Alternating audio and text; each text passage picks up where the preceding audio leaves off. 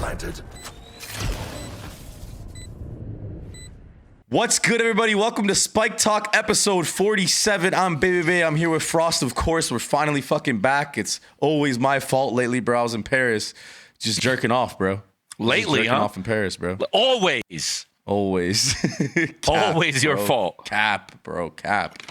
Well, I'll tell you what. What's not my fault is NRG winning fucking champs, bro. What'd you think of champs? This shit was kind of crazy, no? Yeah, I was very disappointed. I think this champs tactically was pretty weak. What do you mean by that? Like when you say that, like in what way was it tactically weak? 90 to 95% of teams didn't fake one time their entire run, and that is over the course of 4+ games. Just look at it. It is all 4-1-5-0. I mean, sure, that's the game, that's the meta now, but like the antes were bad, the game plans were bad, bro. I watched party all of it. I was crashing out most of the time because I'm just like, man, like especially when people are playing Pacific, I felt like I'm not sure they were playing the same teams we were. Yeah, that's what it felt like to me. I think you realize, like, I think something that I realized when I went to this international was exactly what you just said. Like, I don't think that I'm sure there's teams in every region that like don't watch the other regions, and I gotta stress 90% of players don't watch other regions. I can tell you this right now. You have to, bro, especially when you're at the events. I feel like now that I experienced like what a champs is like an international event is like, I feel like you gotta be paying way more attention to the other regions than your own, because I feel like, especially if you're at the top of your region, or like even not so, like it's just secondhand nature. You've been playing against these guys for probably, I mean, for NA, right? Like since the start of the fucking game. I mean, for everyone, right? You've been playing against your region for the start of the game. I think you have like a very unique perspective in which you started in NA and then you went to APAC, right? So like I think that you understand multiple regions, and that's how that would work to your benefit at internationals. But I think a lot of teams don't have that. Most people don't know is I was VOD viewing with M3C with like Redgar, Nats, helping them too when I wasn't doing shit, right? Yeah. Like, after 100 Ths. So so you got like 3 regions under, so you know like how all 3 regions, or there's 4, but you know how those 3 regions play. But specifically like that Sentinels Gili Gaming series, I think when you saw like the triple Senti come out and like Sen just like didn't have an answer for it, I feel like that's another one of those moments where it's like, all right, bro. G2 as well. I mean, G2 against DRX. I gotta say G2 against DRX as well. I was pissed. Liquid, I was even more mad because I'm not gonna, I'll just say that the Liquid DRX one. I never would have expected Liquid to lose twice. Was that to DRX? One? DRX isn't even actually. If we're gonna talk dollars and cents. Yeah. Realistically, DRX wasn't even top 4 in Pacific, right? The point system was what it was, but DRX wasn't even top 4. Yeah, you lost and DRX made it through. Yeah, right. Yeah, we know, bro. So GG, bro. Get cooked. DRX shitting on everyone was a real, I think, eye opener for me in regards to how far ahead Pacific actually is. Yeah, even though you lost. Yeah. Because that isn't even a top 4 team. They made top 3. Yeah. I will say though, you know what I do appreciate about DRX is the fact that once like there is a type of meta out, right? And clearly I think the theme for this champs was the double duelist for Pacific teams specifically, like the Waylay, Yoru, Waylay, They were Neon. running that all year. I didn't like the Waylay, Yoru. We were running I didn't Waylay. like the Waylay Neon. But Pacific was running Waylay more than any other region. Yeah. So for you guys, it's like, oh man, they're like way ahead of the meta. No. Talon was running, bro. I had Primi on Waylay. But even like season 1. So what I mean, undefeated also. What I mean with DRX doing this is that like when it was Teo meta, all right, they're just gonna full one trick the Teo meta. They did that. Now it was this double duelist meta. They're like, we're just going to full one trick. Okay, fair. The Yoru Waylay. But understand what... Like, Hyunmin is Waylay every map type shit. But understand what actually happened. They were desperate. Remember, didn't we play them in the offseason? Do you remember what the scoreline was in the offseason? With the same team that they have now, by the way. Do you remember what the score was? Nah, but offseason don't mean shit, dog. You know that? Fair. But the point I'm making is they had no choice. Because if we went by the last meta of last year's champs and they came into that this year, they were going to get O2 barbecued everywhere, right? Mm-hmm. Tejo comes out 3 weeks before. He is at the time the best agent ever. Yeah. They had no choice but to acclimate, right? Then what happens? Everyone assumed after kickoff and after Thailand what was going to happen to Tejo. Everyone assumed that it was going to be nerfed. So what did DRX do? They saw the double duelist comps from T1 eviscerate every Tejo comp. So what did they do? They got ahead of it. Why? Because they had to. They couldn't create. They can't create a niche for themselves. They have to basically acclimate to what's strong early, because if not, they will struggle and fall far behind. This has been a really big thing for DRX, is always falling behind in the meta with agents and all this stuff. I get that. But then they stick to it and they actually go far with it. So it's like if DRX was actually able to be ahead of the meta and figure it out a little bit sooner, do you think that they would like actually be like legit as fuck then? I mean, they're clearly still really good once they learn it, right? What's that funny thing that people say? If my grandmother had wheels, she'd be a bike. What the fuck is that, bro? Yeah, you get my point? It's like, yeah, I mean, I guess if they could, but they've had, 6 years and they're still always behind it. So, like, what makes us think that next year they're going to be ahead, or, in the, like, especially now with the game changing to no util, right? No, what are their executes going to do now when you have an agent that says, I don't really care, I'm just going to shoot you? Right? What does it matter if you're like the Bex execution heavy team if your util doesn't matter, right? So, I mean, yeah, look, their run was great. Even when we beat them in the offseason, what did I tell you about Human and Flashback? I was high on them then. Dude. No. I remember we were both saying the same shit. Yeah. Wait, wasn't Flashback was like gone for a little bit too, right? No. He was gone he was gone after kickoff because apparently he told Termy while he was drunk, basically that we're shit, you're shit. And Termy got pissed off. So he fucking him coming back was the best though. Him coming back was like they have no choice. Thing. This is the thing though. Why were they on the bench in the first place? That's what we were talking about on SpikeTalk before, I remember. Right. We were saying that. And this is the thing that bothers me. He's insane, bro. He's actually insane. People's we have become prisoners of the moment for everything. Yeah. Explain something to me. If you have Bane and Flashback, why are you playing other people anyway? Bro, to be fair, I didn't know much about Bane until like I saw him really, really play well at this tournament. Was he like that in APAC? Because like I wasn't really watching. Bro. He was actually like that in APAC? Yes, bro. He like was clutching the same way? If you look at some of our games, he was a big thorn in our side. I see. So yes, bro. Okay. And I've said always, I even told you always, Bane and Flashback, that's the 5. None of this other stuff, but a lot of it is like, they're going to do what they're going to do. No, for sure. So like it is what it is. But but them having their run to me just shows how strong APAC is. Yeah, no, APAC is strong as shit still. I was surprised at PRX. Were you surprised at PRX? No. PRX did exactly what I thought they would do. Really? I just thought that the miracle wouldn't end though. Right, that's what I thought that they were going to go all the way. Because the way they beat you, G2, is exactly how they beat us. Yeah, what the fuck are you going to do against a team like that? Well, let's talk about that match then, just real quick, because I can give like my point of view. I feel like we had that one in the fucking bag, and I know that's why you're saying like that's how you lose to them too.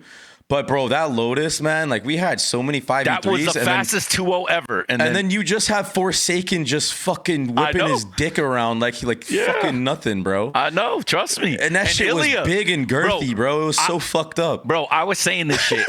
If motherfuckers had talent jerseys, Ilya's not losing that game, bro. It's over.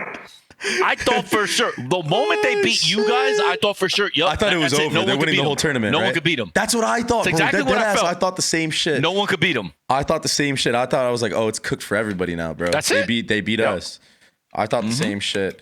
But because I thought you guys were the equalizer to them. But dude, nope. I mean, unlucky. Could have been. Could have. Would have. Shoulda. But so much of champs is simply form. Also, I don't like. I mean, I'm not going to get into this because I'm it so is over form. Riot, but it is form because I was even like because I was asking like I was hanging out with like Ethan in because Discord. adding a new map is just so like yeah. But I was talking to Ethan in Discord and I was like how was it? Like, what is your process like compared to like the EG year? He told me like that he can't quite remember, but he thinks the EG year they didn't really play much at all. Just like they just made sure that they were in form, like you said. And he said for this one they were actually scrimming a lot more. Like they did like 4 scrims a day, but like everyone was hard grinding and like I think you are 100% right about that. And I think I talked to Anders as well, who Anders was saying specifically like.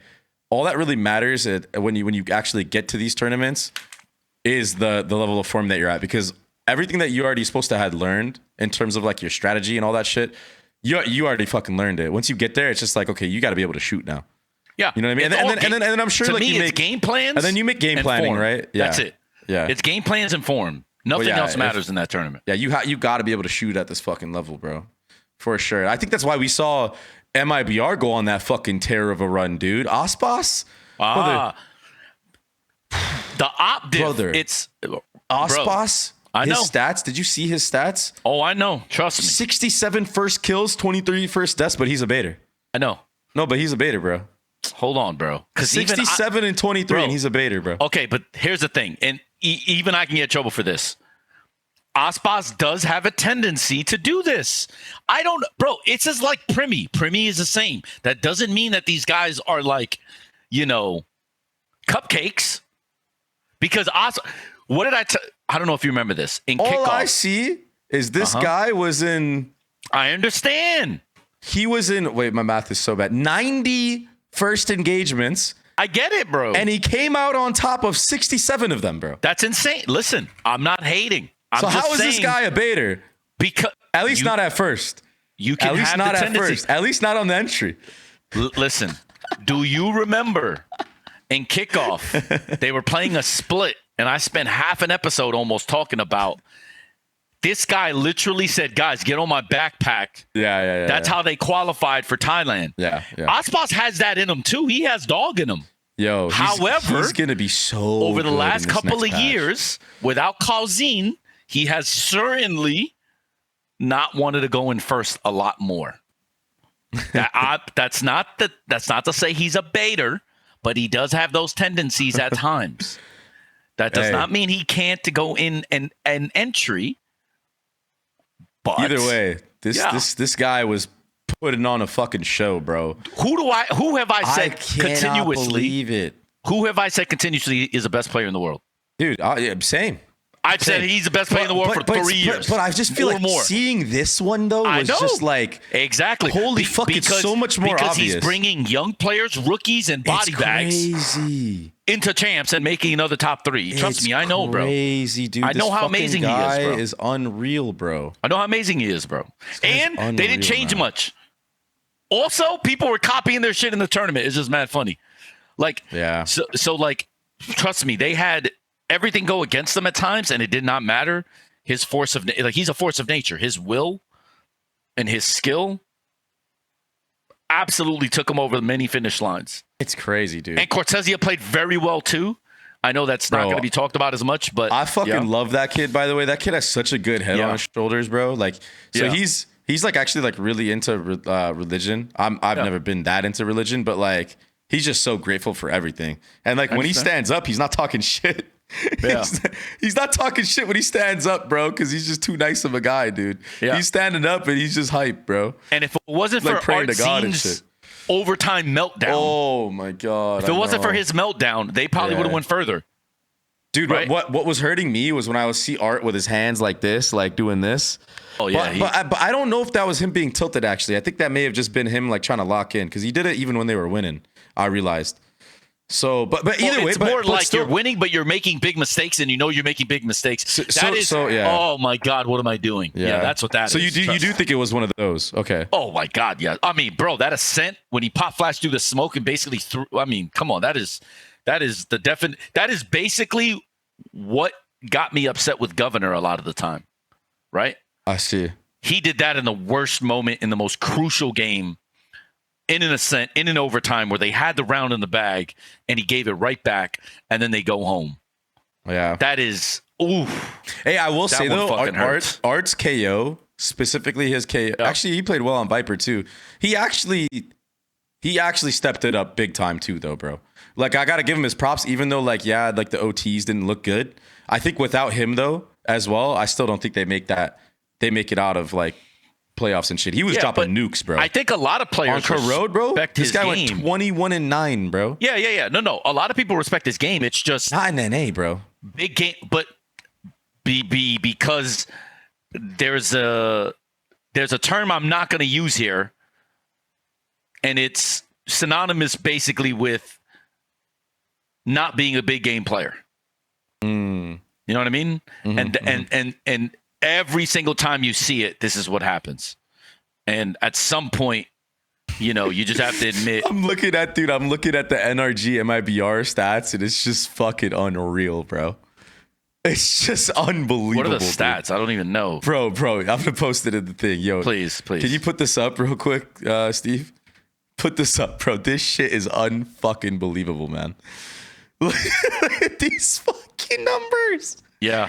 Look at these fucking numbers. How did they lose? They lost. Look at this shit. You know why they lost? You know why they lost? Macro. Oh I tell everyone this all the time. You can still win a game when somebody is going absolutely nuclear. Bro, remember, Primi started 21-7 on an ascent versus Lev. You remember? And we lost. Yeah. Because of macro. For me, the first bloods is just, we've always said this. We've said this throughout the year. When you look at stat sheets like this and you see a team has better first kills, better fucking KDs, whatever the fuck it is, then they're getting out macroed 100%. That's so impressive from NRG though, to like, that is crazy, bro. To be down that many first bloods on both those overtime maps. Yo, if you play smarter, you don't have to try harder. Yeah. You really don't. It's so important. It's so important. Yeah. So. What a fucking crazy game, bro. I know we weren't going to talk too much about this tournament, but it was just fucking nuts, man. Oh, yeah. I agree. I think I will say this, though. I do want to talk about this. Yeah. I think the MVP thing everybody needs a rework. And I know the talent vote on it, which is why I'm pissed off at you too, even though you have nothing to do with it. I didn't vote on it. Because it's insane. Bro, why are we going for stats, bro? Listen, I love Brock. You know I've been Brock's biggest supporter, especially on this goddamn show. The MVP of that fucking tournament was Skuba. Did you see his clutch rate? Yeah, that shit was high, bro. And Bane were the two best some players of his in clutches too. Like his clutches were on like the most impactful rounds. Dude, I agree with you, dude. Like because it's one thing to win like a clutch like when you're like the other team's on eco or some shit. But this guy Skuba was winning clutches when the score is like 10-10 and it breaks their economy. Bro. And it's like, holy fuck, he just won that shit and now like they're probably gonna win the map. Yep. Bro, I told you, this motherfucker was Steph Curry out there against France. He was good. Bro, that to me, Yo. MVP can't be weighted on kills. Now, I know Brock went off, and I know the Odin, people are talking about, oh, man. Hey, he was clapping cheeks with the fucking Odin. Absolutely. Though, but really, okay, I'll give you a sequence, too. Yeah. Against DRX, there's a sequence on Corrode when DRX should have won the map. But they lost the map because Sam, Ethan, and I think it was Brock go back to back 4Ks. And they bring it back in the second half, right? That to me is a really good signal for just individually how good they are and like how strong that team is and how just crazy that team is. That you got those guys, and then you have Skuba. And then, by the way, we haven't talked about Mata, who in NA is considered their best player. But in internationals, the way they game plan, he's basically used as governor. He was governor all fucking tournament, right? You need a guy like that, man. Right. So to me, it was a true team victory, right? So I'm certainly not trying to take away from Brock. Brock killed it. I don't care that people gave him the MVP and he is the MVP. He deserves it. That's fine. I'm saying we need to really seriously relook at who the fuck is voting and why the fuck we're voting. Because there's no way one of the highest clutch performers isn't like an MVP. First off, I will give you a really good modern example of this. Do you know that Andre Iguodala won an MVP of the finals over Steph Curry? Nah. Yes. I don't watch basketball, though. Yes, and this is against LeBron, by the way. And do you know why he won it? Because of his clutch time heroics. Because he basically either shut down LeBron in crunch time or hit game-winning shots for them, by the way. I'm just going to put that out there. Every sport has a weight towards clutches, except for Valorant. Like I'm just mind boggled at the fact Steve, that can you put that up on the screen real quick? What? Post something in the chat. Yo, Yeah, Steve. I got you. Yeah. Put that in there, bro. So this is the SpikeTalk MVP. This is yes, everyone. This that is clip the was so funny, SpikeTalk by the way. MVP of champs, bro. Yes, bro. There's no way realistically. He should get MVP just for this fucking shit, bro. Fair. Because this is so true. How the fuck is this guy seeing and clutching, I have bro? no idea. His hair is in his eyes, bro. I have no idea. There's no way, bro. That shit was too funny, though. But yeah, so I'm not trying to turn teammates against each other, and I'm certainly not trying to hate on Brock. Brock knows I've loved him Brock forever. did his thing, bro. Brock did his fucking thing for sure. But we absolutely need to start putting respect on people that can clutch. Because remember what I told you about Hiko? Everybody seems to think that he wasn't as important, but people forget that he had like 7 clutches in a finals for us. Yeah. That is the most expensive stat in esports, period. If you want to pay money to see someone perform, or if you want to pay money to sign a player, it should always be weighted towards how clutch they are in big moments. Mm-hmm. Always. That is outside of, I think, all the obvious ones, aim, age, all that stuff. Yeah. When you talk about intangibles, you want to know what the most expensive IRL stat is for GMs. Obviously, I've been there, so I'm telling you. How big the moment, how big the performance. Yeah. I don't care what anyone says. There is no way you can tell me if DRX wins, Bane doesn't deserve MVP of the tournament. And if NRG wins, fucking Skuba is your fucking league MVP, basically, right? Because how well those guys did in clutches, that's why you win that tournament. Yeah. I mean, clutches are such a big fucking factor, especially with MR13, dude. I mean, you win a clutch, it could make or break the entire fucking thing. Like we already said, a lot of his clutches felt like he was putting a fucking team in like a disastrous position. For sure. Economically. So it's like, that's fucked. And normally, by the way, MVPs go to the IGLs. Yeah. I was, and it's low-key, a recent phenomenon that we're going towards these kill stats. Yeah. So what I was thinking, especially because Bolster was going to get MVP no matter what happens. Well, what I was thinking when I was watching that final and I saw what was going down on that map 3, bro, I honestly thought it should have been Ethan because of that reason, because he's the IGL, and I put a lot of weight on IGLs, kind of like you just said. Yeah, and he won Sunset, and almost by himself. He fucking went crazy on that Sunset, bro. It's like, bro, that round he pulled on lane, the transition pissed me off because that was the same round where he just walks down mid, right? But he just walks down mid. No, he didn't walk down mid. He fucking crossed mid like a crazy person. Yeah. Left the 2 guys on B site. Yeah, they're rotating off. He holds lane by himself, kills both. If he dies there, they're cooked. Game over because it's like 10-9 or some shit. I believe that was a 2-for-1. And then even earlier in that half, my God. even earlier in the first half, he was the only one that was kept winning them in rounds. For sure. Yeah, for sure. He literally kept them in it. I was like watching this guy play. On their attack early in the game, he sent them A. His util was the difference.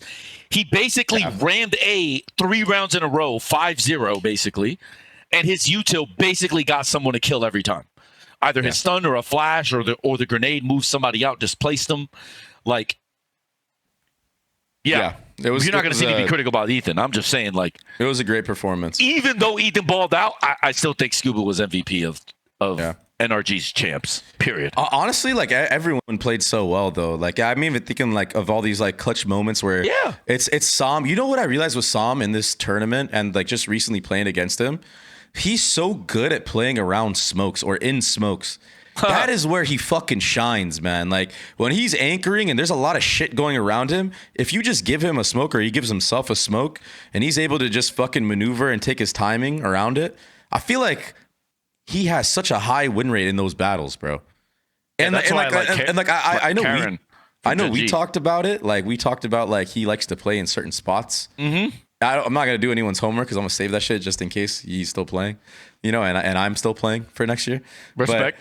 But yeah, like I'm surprised people don't think like that. But yeah, because they're just not at that level. But you guys are fucking noobs. No, Ethan's a CS player, so he knows all about playing around smokes and oh my god, when Ethan did the fake steps top mid and Chronicle fell for it. Yeah. Oh no, dude. I was like, he did him dirty, bro. Yeah. You know what I'm talking about? When he was fucking acting like he was rotating and then Silent walks back. Yo, this motherfucker in scrims, I swear he did that shit to me a couple times, bro. But the thing is, like, I know that he does that shit. So like I would kind of just hold him too, and then no one would make a move. But the real dirty shit is that was dirty. That was dirty, bro. I'm pretty sure it was Ethan, but I've seen Ethan on Ascent, on 100 Thieves, top mid, do the drop, the fake drop. Like, you know, on the ledge, the sound sounds like you hit the grass, even though you're on top. Yeah. To kill a cat guy in a tournament, by the way. Yeah, I'm pretty sure. I feel like that's Berlin. One that he tried to do against me, bro. I actually feel like I've yeah.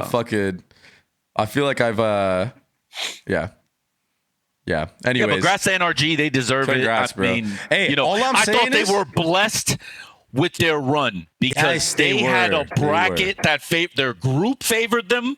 Yes, they were. The playoff bracket, the bottom side of that bracket was free 99. But they still needed to close it out.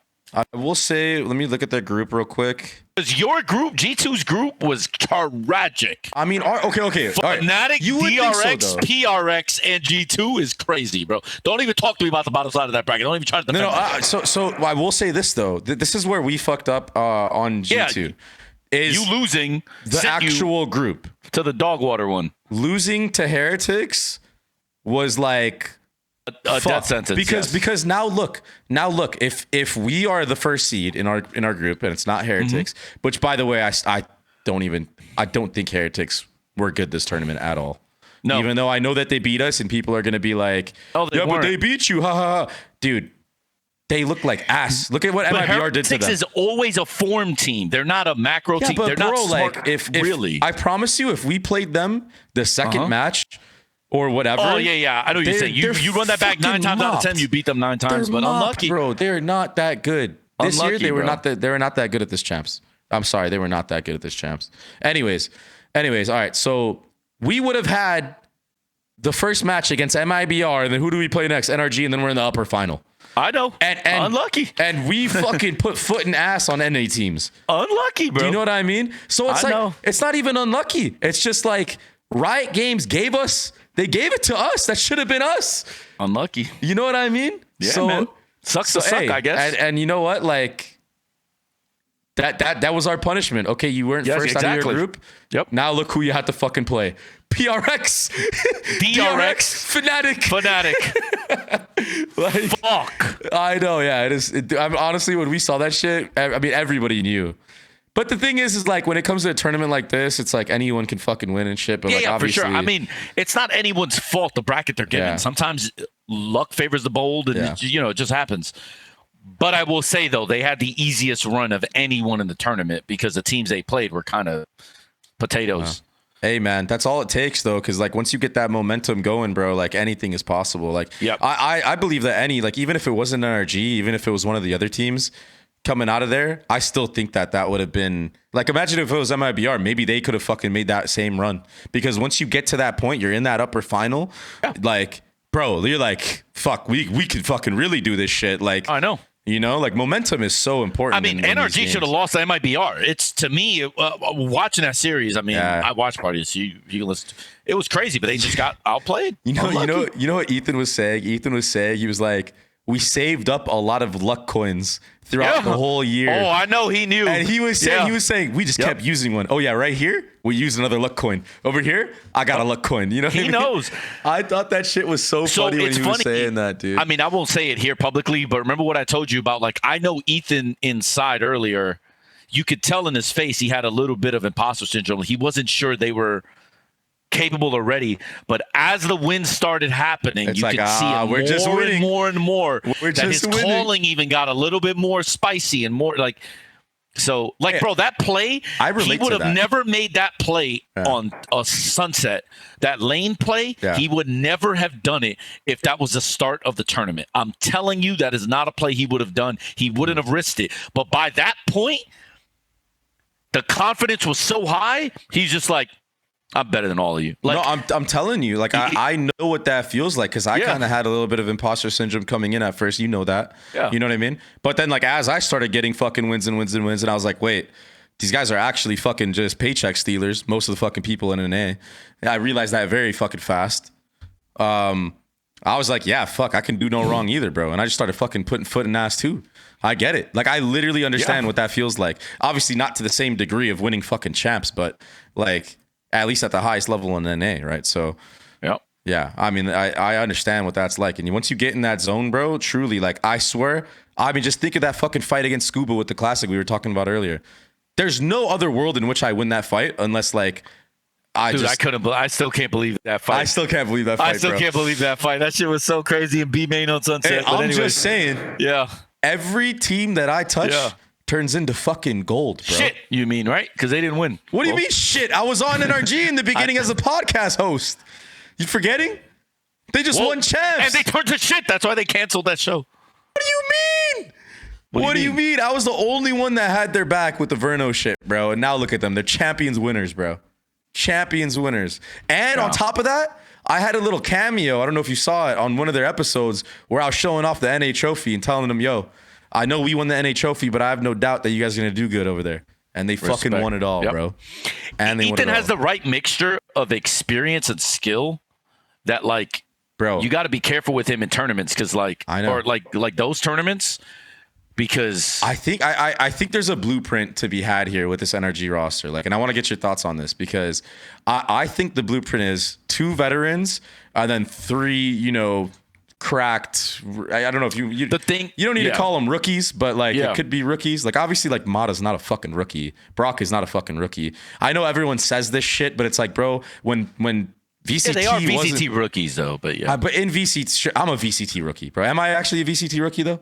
I mean, yeah, you guys are playing in tier 1, but you know the stakes are different. You know, but tier 1, when we were all playing, when Mata was playing, when Brock was playing, was fucking everybody. They were playing in tier 1 back then. The only VCT, the only argument I'll make still is LAN. No. It's not even the LAN because you're really LAN experience. It's more that when franchise happened, there was such a consolidation of talent.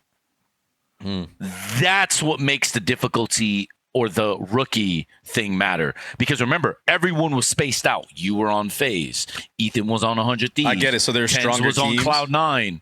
Sentinels or XZ had Zekit. You know, like, think about it. Like, I see what you're saying. Yeah. So right now, there's never been a consolidation of talent like, or in Valorant, there's never been a consolidation of talent like there has been in VCT. And that is what makes the difficulty so high. IMO. It's not that you guys are not experienced players or, you know, experienced Valorant players. It's more just like the pressure and the overall skill of the league was never this high. Yeah, I mean, I don't know though, bro, because like some of these NA teams, bro, like fucking buns compared to some rosters that were together before. And they're going to be buns because I'm just saying, the caretakers of the teams are. So maybe the top of the top, like the consolidation for the top of the top, that bar was really high. But I think overall, I do think that there was a lot of talent that should have been in. That wasn't in because of fucking just the way that life is. And that's just politics. I mean, that is what it is. That's with everything, though. That's with everything. Right. You know what I mean? Like, that's not just gaming. That's fucking everything. and Brock are still rookies under that scale. Same with Premi. Yeah. They're still rookies under that scale. To be fair, Mata did have a huge choking problem back in tier 2. And I remember that shit, and then he fixed it up. I think he was young. He just needed experience. That's what most people do. Bro, we have a choking problem a la Japan. Youth. I mean, shit. This is youth. Yeah. It's just youth. It's just part of the game, right? Yeah. Yeah. Well, now that we're talking about your team, how do you think you guys would have done here, genuinely? Because I feel like you were one of the only teams that would actually be running double senti on most of the maps. Or do you think you would have changed the comps? Nah, we would have had a lot of double duelists and double senti. So it would have been a combination like a hybrid of the metas? Yeah. However, I will say, though, we started to change comps at the end. Like in Japan, we started changing our comps. So at champs... Yeah, we would have done more of that too. So we would have probably just anteed people's style a little bit also, which would have made us dangerous. But basically, if you look at how well DRX did, we could have done equally just as good, if not better. You think you would have beaten Fnatic in the lower final? Oh my god! That is my. I'm only gonna say this. Do you remember what I did with Fury against Fnatic? No, that was a month. But I think it was fucking crazy shit though, right? That was the beginning of Furia lock-in? Yeah. Do you remember what I did with those guys? None of those guys are pro players now. What the fuck you think was possible with Thai, Killua, and Premi? So what I believe and what the reality of the situation are obviously different. Yeah. But I think we could have destroyed a lot of these teams, and it wouldn't have even been difficult. Simply because I thought the game plans were really terrible from teams that went against teams that if you watched them enough or if you understood them enough or if you anteed well enough, it shouldn't have been a mysterious black box. I felt like our game plans would have probably been better than most of our opponents. And I have the individual talent to win. Plus, I have really good players. And in my opinion, what would have been one of the best IGLs in the tournament. So I think we could have done really well. But you choked in Japan. Right. Who's to say we wouldn't have choked the champs too like the last team? Right? Choking is choking is choking. So yeah, it is what it is. I mean, I think a lot of people watching this tournament and watching the way that our team played would probably say the same. That we probably choked at this champs, I would say. Would you agree with that? Yeah, I think the DRX game to me was the biggest issue I had for sure. The throwing the 5v3s against PRX. PRX is the only team in the world that can make you do that. They could put you under that type of pressure. Yeah. Right. So I realized that watching the gameplay, I was like, wow. Dude, I got so much respect for Forsaken after that. The funny thing is, Jason is not even the problem against us. So that's the fucking issue with how good these teams are. Yeah, there's just like I mentioned, NRG had the 3 rounds in a row with people getting 4Ks.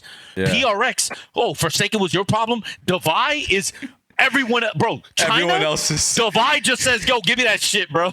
And then Ilya for Talon, yeah, Ilya for Pacific teams. They got a guy that could just take over, bro. And in Toronto, Patman was shitting on people. Dude, it's cool. Jing was their best player this tournament, so it's what the fuck you gonna do if they're all hitting on all cylinders? Yeah, fuck off. That's why I was so surprised when I saw Jing stepping up, and then the fact that they lost. But maybe that was the sign. Is if Jing's the one that's all the way at the top right now, something's not right. No, I think I won't blame coaching because that's not what happened. It's more like. So you're blaming Mini? Oh, please. I'm joking. No. It's more like I'm just starting shit. By the way, I met Mini. He seems like a really nice dude, bro. Yeah. I mean, he seems like a really nice kid or nice guy. He's not a kid. Yeah. It's more like the Valorant game situations. They kept fucking up. They have advantage. They have this. They have that. They don't rotate. They don't. It's like that is what happened. It's like the PRX of old showed up when it mattered the most. It was a lot of individual, I'm just going to win the game. I'm going to take this fight. I'm going to take this duel. And it didn't work out. I see what you're saying. And I think they're going to be really pissed about that because, Yeah. Hey, Like, it happens. Bro, just think about this, bro. Just think about this. Do you know? I mean, I'm sure you know.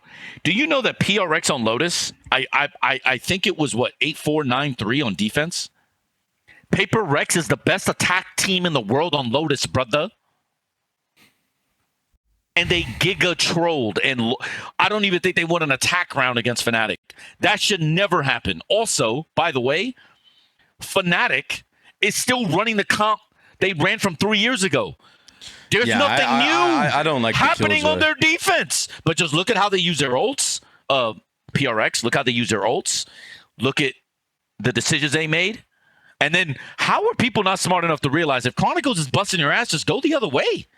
Make that motherfucker play Retake Simulator. I don't give a fuck. Find his ass. Go. He had like, what, 30 that game, bro? Yeah, game situations killed them, bro. And on their attack, low-key, that's what PRX did against Leaf on Ascent. Yeah. That's what you got to do against good 30. guys. Oh, he's got 30? Bro, it won't happen now because their team is going to change. But me and Cruz already knew. We had already talked about this. If we ran into, like, Nats, for instance, this motherfucker is going to do what Jit does. He's just going to play Retake Simulator. I'm letting someone else beat me, bro. Not this guy. Not this guy, bro. So, like, PRX, I think, did it to themselves. And I'm sure when they look back at the game tape, they're going to be like, bro, what the fuck are we doing? And it could be a matter of, like, you know, pressure or, like, you know, you would think, oh, they're so experienced, like, the pressure shouldn't get to them. But when you're the favorite in every series you play, when you're going up against another guy, you know, you might feel like you need to, like, you know, do a little bit more. Yeah. And I kind of felt bad for Jing because the only thing I remember, I think I remember about that series is, like, Jing looked like Gov, where, like, we basically sent them out to die. Yeah. But on the back end, they weren't converting. And I think they need to really think about, like, you know, what they're going to do against really good teams. Is that the optimal strategy for you? Because for us, it was because of the way we played, and I had Ban on the other side, right? And normally Ban will make good decisions, and, you know, his mid-rounding was very good. So it's like I could afford to go 4v5, but if I get the bomb plant down and I get good post-plant positions in a 4v4, these guys can close it out, right? PRX wasn't doing that. So they need to figure out, like, what the fuck they need to do against teams like this. But I was very surprised. Fnatic went with the old comp. They didn't change much. And your best half, you don't get around? Yeah. On what is one of your strongest maps? I don't know, man. That's rough. Like, that shit to me, that's why PRX lost. To me, it's almost as simple as sometimes they overthink it. Right? I mean, hey, still a great year, though. Still a great fucking year. They finally got that trophy that they needed. Yeah. Hey, man. Yeah. And listen, I'm talking all this shit, but guess what? Everyone thinks RQ's the reason we're not a champs. No, we had two tries versus PRX getting it done. Yeah. Yeah. So they're the reason we're not you guys lost. You guys lost one game to who'd you guys, was it? No, wasn't there one that you lost to, like, Zeta or something? Oh, no. I was only talking, like, so we lost the first place seed, which means they would have went somewhere else and we wouldn't have seen them. You just needed one more point. Yeah, we lost to Zeta.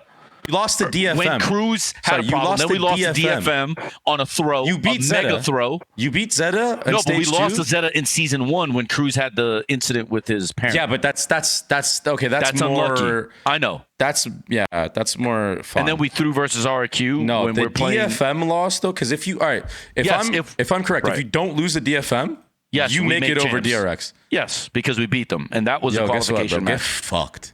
No, it's on us, bro. We deserve it, bro. We're choke artists. Hey, I feel that, though. You know what I name all my watch parties, by the way? The title? What? #1 choke artist NA. Dude, that's what I ran with the whole time. Did we talk about, like... No. You being and I will never forgive them for that. Losing? I will never forget. I will just say this, since I know you guys need a headline, and this is just how this world works now with, like, the billboard. Yeah. I will never, for the rest of my life, forgive my players for the choke in Japan because of something very specific, and it's what if I told you we're up 2-0? You know what my speech was after the second match? Guys, I know we're up 2-0, but we shouldn't be.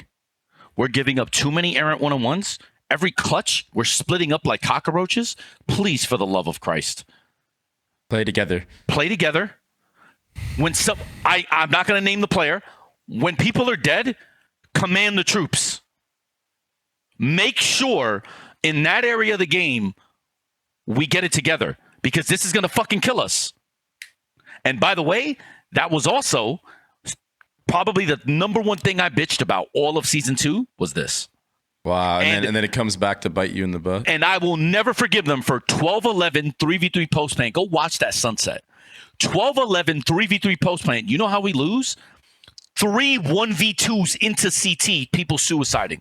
The first guy goes, hey, governor. The second guy goes, hey, governor. The third guy goes, hey, governor. 3 governors back to back to back.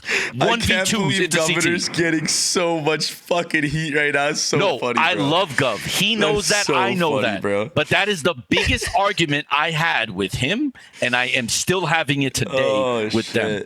I will never, for the rest of my life, forgive them for this because I tried in so many different ways to prevent that one way for us to lose. And it doesn't matter what I do. It doesn't matter what I say.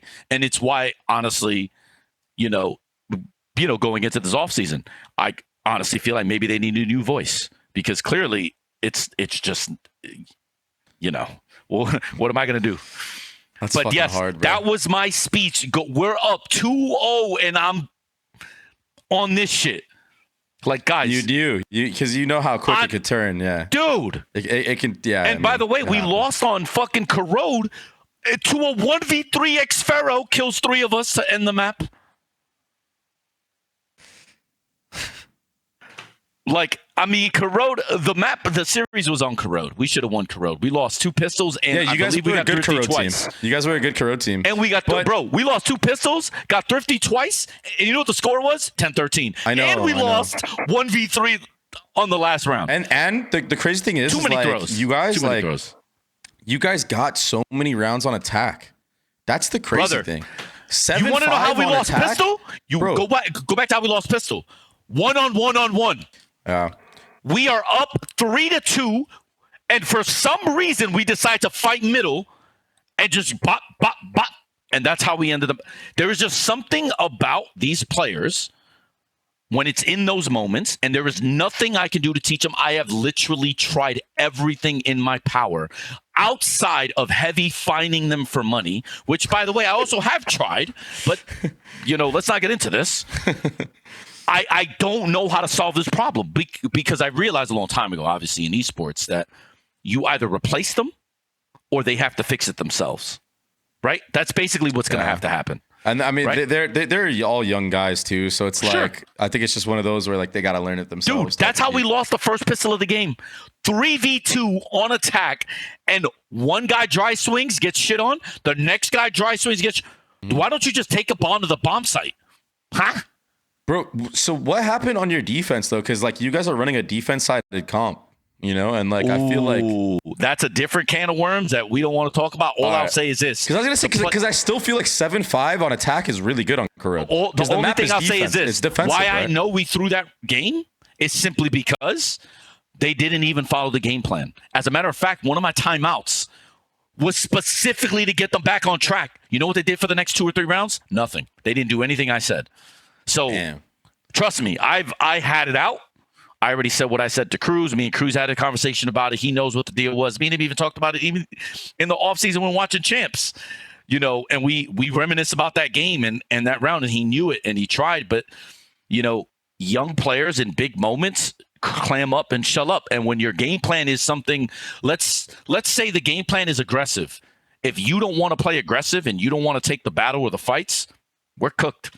Because if this is the gap and that's the hole and that's what you need to do, and you don't want to do it, now we're at the mercy of what happens in the game. Now you're almost at the mercy of the enemy team. Yeah. Because there's a way to beat them, there's a way to play, and there's a thing you have to do to make it easier for your IGL. If you're not willing to do that, then GG, well played. The other team needs to fuck up, or one of you need to have like insane moments a la Skuba, right? Yeah. We didn't have either of those. But our defensive game plan, what we showed on tape in Japan was not what the game plan was. Actually, as a matter of fact, if I told you what the game plan was, it'll be even sadder when you look at RQ play and you look like, wait a minute, there's teams that are punishing them a specific way. And then you just sit there at champs pissed off when you're watch partying like, yeah, man, you know how to beat this fucking team? You got to do this, bro. But I got people that don't want to do it. That's what I meant. Yeah. So trust me, the defensive game plan on Corrode was not followed, and it literally killed us. And we had chances on Sunset, and it didn't work. My defensive game plan on Sunset was stifled. Mm-hmm. So what we did on that map didn't work as intended. That was probably the only one where it was like, okay, like that one's on me. Yeah, for sure. But then the attack plan was great, and then in overtime, it wasn't a miscue, but sometimes in games, it's in game states, you know, like a small example. If I were to play with you or G2, yeah, let's simulate this round, this call, right? Because this was basically my timeout. In overtime, you have a chance here, Cruz. We need to get this ult. So I need a double orb control and plant with this guy, right? Mm-hmm. What if they fight us? You should fight for the orb. No matter what, you just fight for the orb, you fight for the death, right? But what happens if they have the same plan, right? And you get breach stunned, but they use like 3 or 4 pieces of util. This is not something we spoke about, but all that shit off. And go what? Go the other side when you know there's 3 or 4, right? Yeah. So this was the problem, was like, I didn't anticipate that they would fight for it that heavy. I thought maybe breach stun, you know, 1 other piece of util. I didn't expect 4 pieces of util in one area, right? Man. So when I said refight it, you know, I meant refight it, but I also know, oh, wait, you guarantee know there's 4. What should we probably do here? And this was a miscue that happened in OT with me and Cruz, where I gave him a directive and he followed it truly. But in reality, I was like, yeah, but on Lotus, you would never do that. And he was just like, you know, I just listened to what you said. I just locked into what you said. And I was like, damn, okay, I'll take that one too. So like that one could be my fault too. But it was like one of those situations where I definitely expected them to like try to like rib the A orb or the B orb. Uh-huh.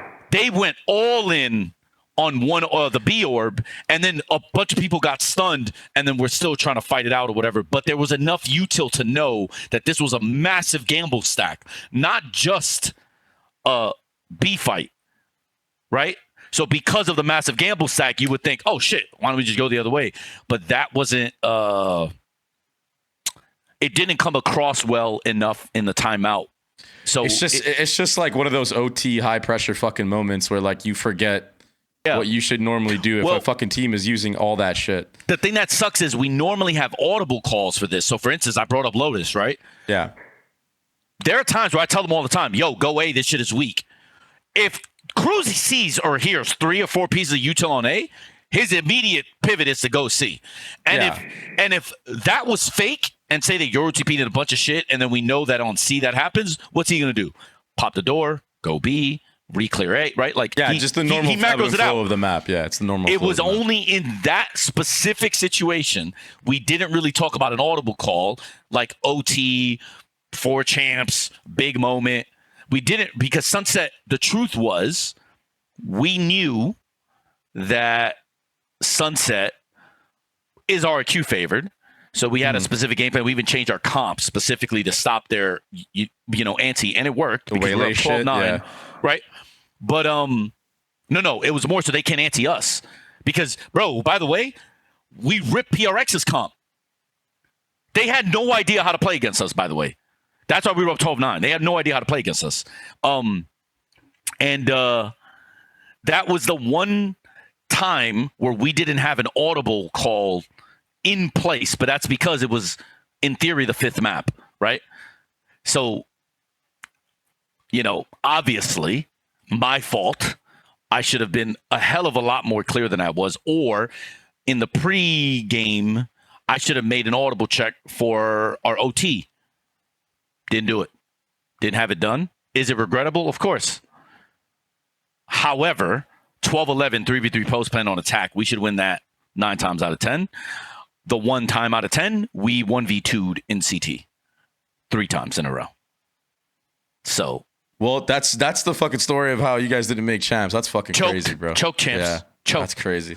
Choked. That's insane. Let's talk about the fucking the game changes, bro. Let's talk about the patch that's gonna be coming out. Obviously, all over Twitter, it's out. And unbelievable. Everyone's talking about it. So basically, TLDR for everybody out there, the cooldowns on these basically refreshable characters is 60 seconds now for like all of them, I believe, right? For every rechargeable character, it's 60 seconds, right?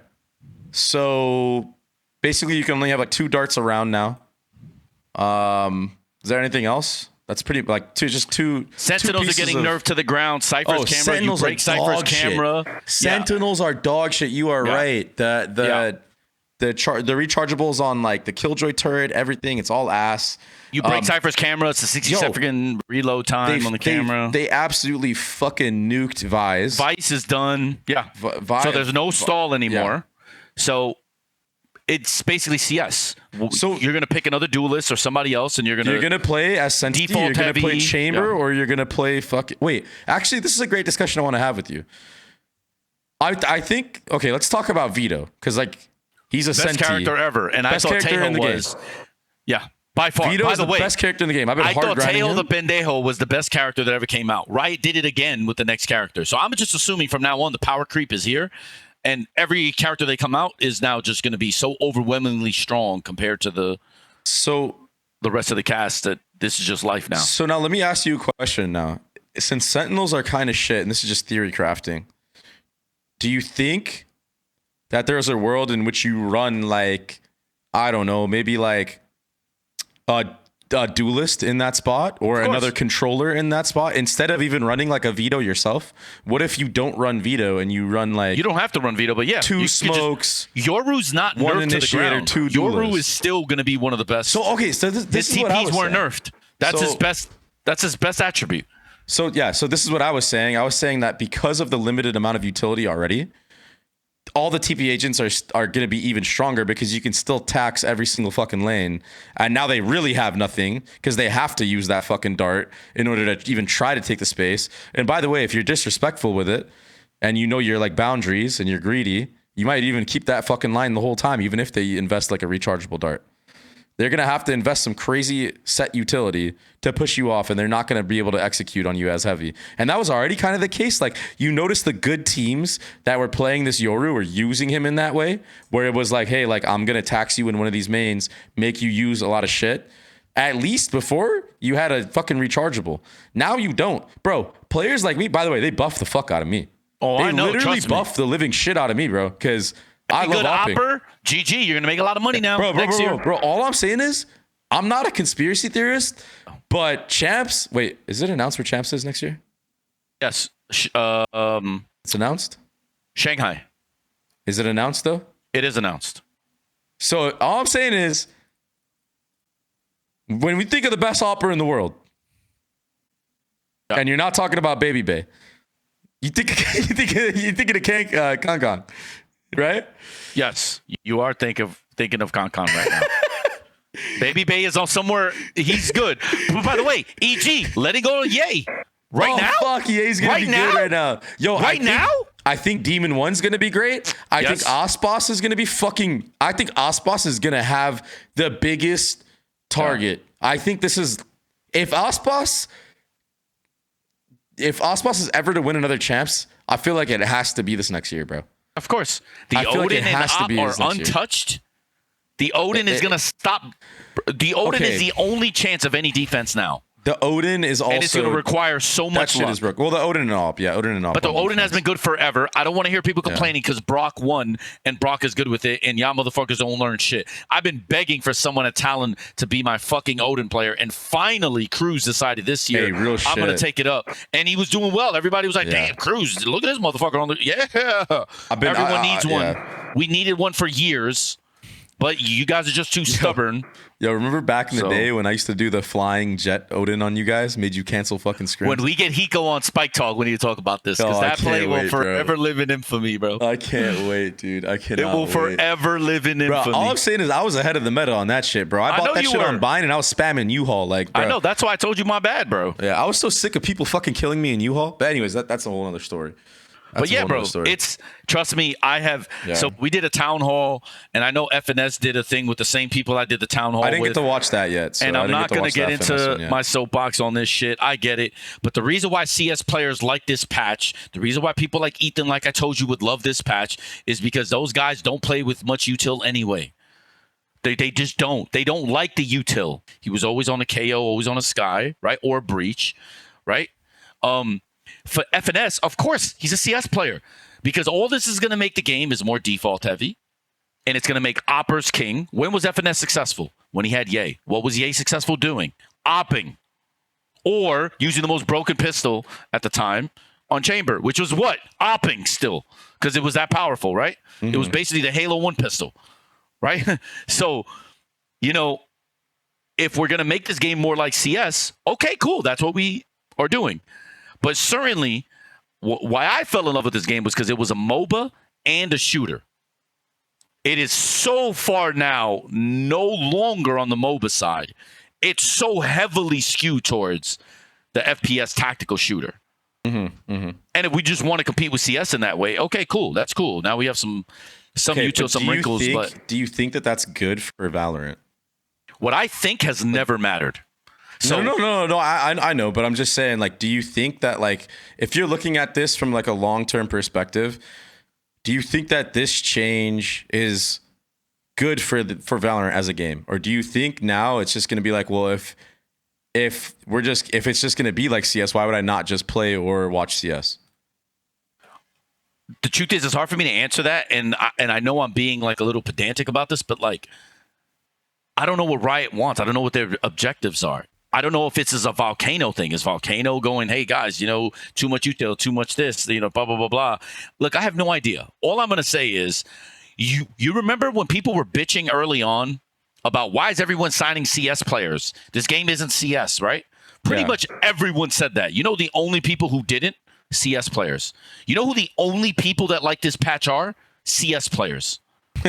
Is this coincidence? Hey, I like the patch. I'm not a CS player. Bro, I made 8 majors in a row in CS. I made my bones in CS. I'm a big CS guy.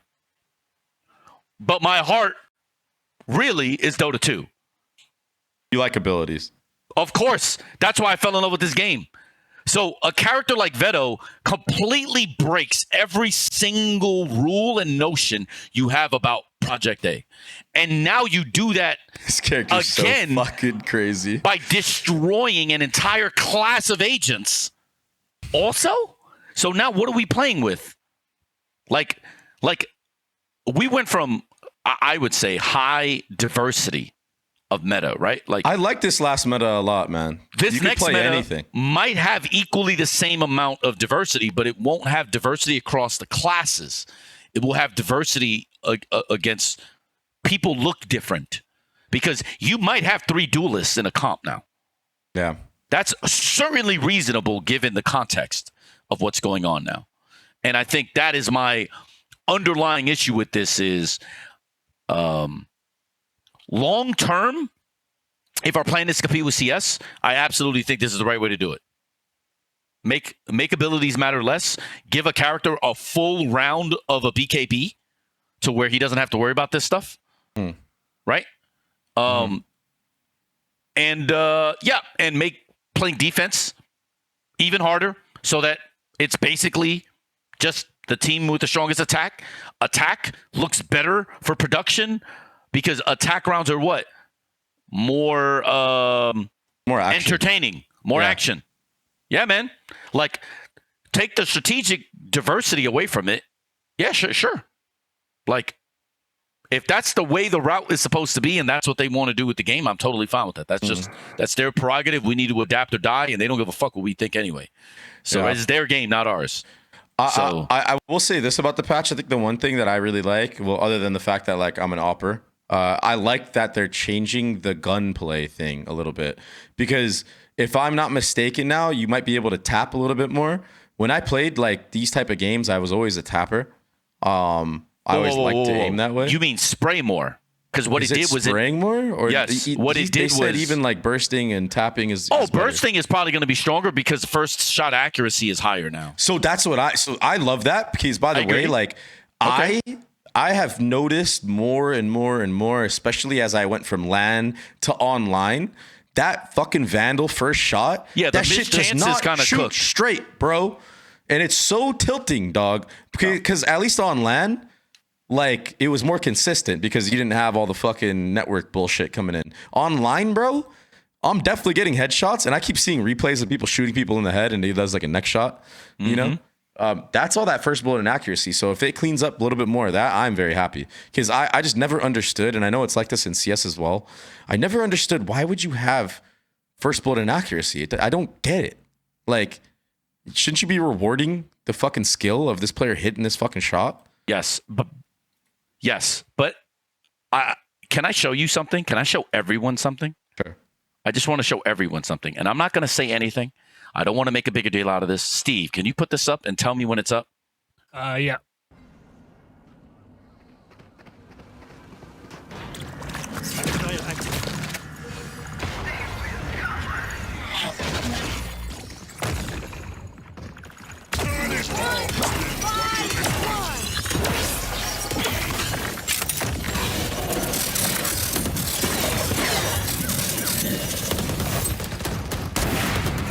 One enemy remaining. Spike down A. Flawless. Okay. Sickening, bro. Sickening, dude. I just, bro. What's the point? What's the point of having abilities, brother? The thing that bothers and it lasts me the is whole round. That's what's annoying. It lasts the whole round. All right. But let's be honest. There's no way it stays that way. But then what the fuck is the fucking point? Like the thing that just first off, how did this pass QA? This is the second agent. How the fuck is this passing QA? But anyways, all I'm gonna say is this about this. We did a town hall. And by the way, right? Oh man, mwah. They only give us 20 minutes to ask questions and talk. All of the 20 minutes was on all of the Sentinel changes that most of us were flabbergasted by, and the recon changes. We didn't even talk about this agent. Just think about the absurdity of doing all of this at once. All of this at once. But then look at me like I'm a bad guy when I'm just like, wait a minute, hold up, man. What are we doing? When some of these people I'm talking to, I've been in esports since they were in diapers. They were in diapers. In 2011, they were probably in like middle school. Like, so it's like, dude, man, but I digress. Yeah. The patch is, it's a huge change. It's basically like it's probably going to be like a brand new game is what it's going to feel like. It's not going to really feel like the Valorant that we know. And I'm excited for that. I don't know if but it's give a good me agent or a bad bans thing. so that I can just deal with Veto without you guys having to deal with him. Yeah, I mean, I think also naming him Veto also is kind of weird. No, but I think the thing is, like, I think with what they're doing, it's like such a drastic change that I think like it'll be easier to find out what the sweet spot is for them, because like I don't think that, honestly, like, this is my genuine opinion, I don't think it's gonna stay that the refreshable utility is 1 minute. I think what they'll end up doing is maybe cut that by 15 seconds, make it 45. But then why not? But why not just do it like that from the start? I get it. Ice Frog has been doing this for over a decade. Incremental balance, bro. I told you this. You remember I told you that there's even a meme in the Dota community about like he'll change armor by like 5 or 1 armor, and everyone just laughs. Like, why are you even making these changes? And then eventually it gets to a point where it's like at a perfect spot. Incremental balance change instead of balance thrashing. What we did to these Sentinels is balance thrashing. It is the literal definition the Sentinels of balance one thrashing. is crazy. The Sentinel, And they're doing all of this at once.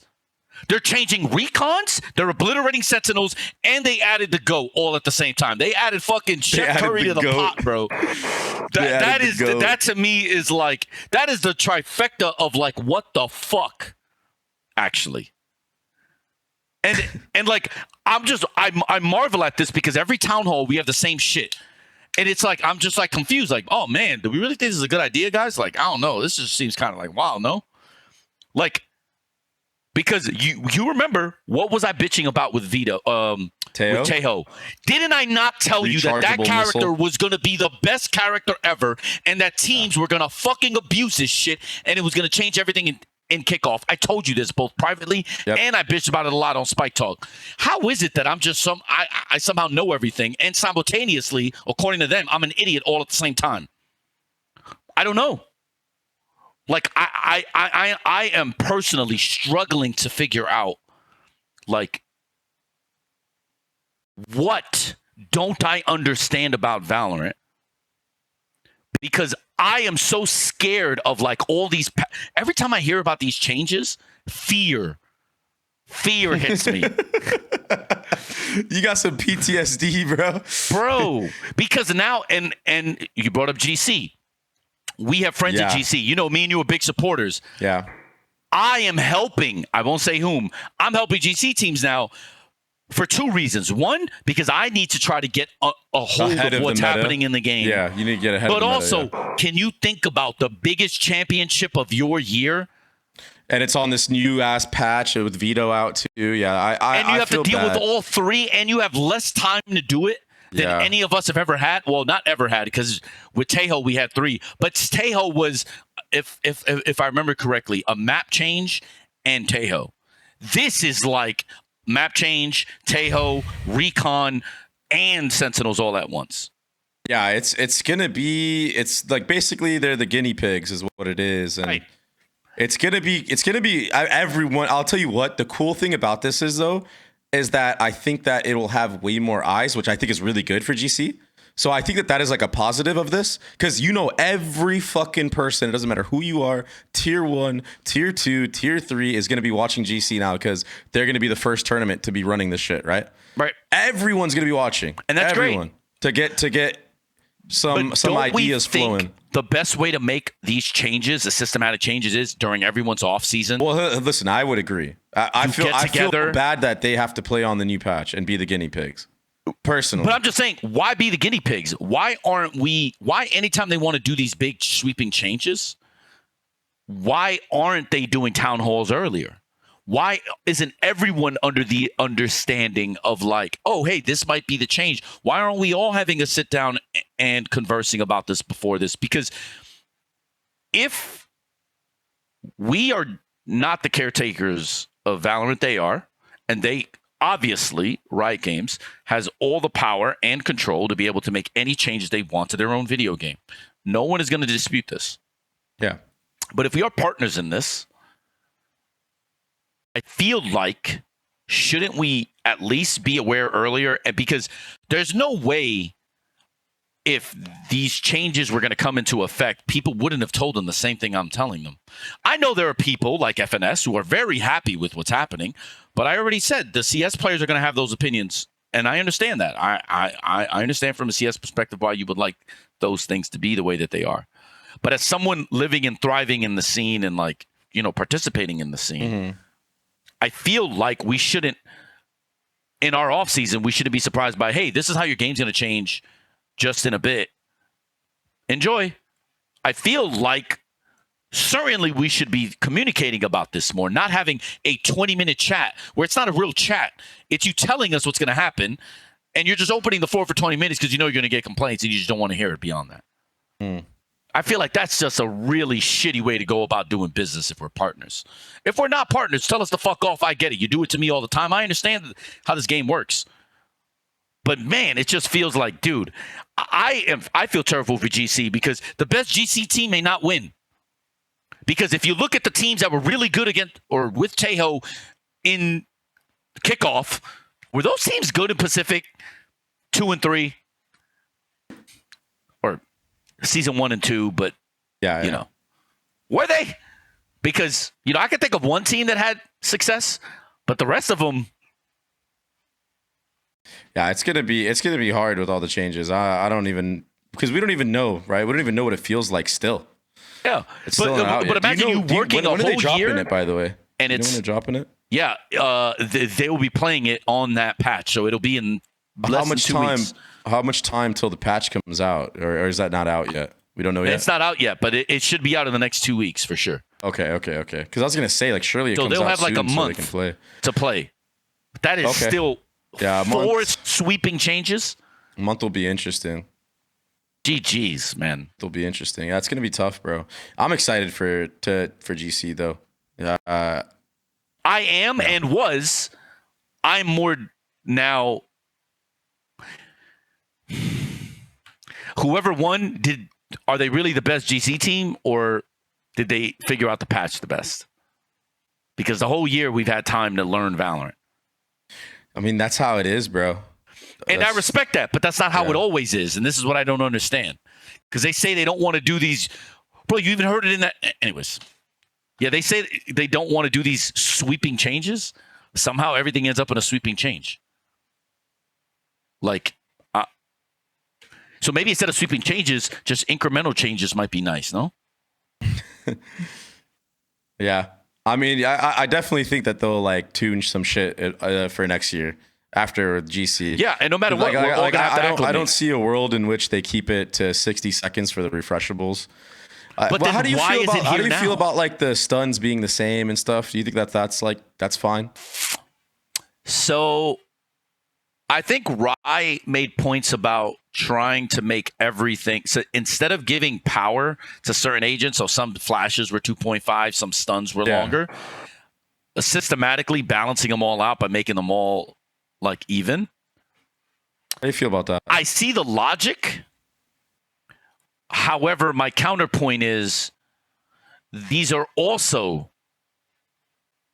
The reasons why you buffs play and nerfs. Yes. Yeah.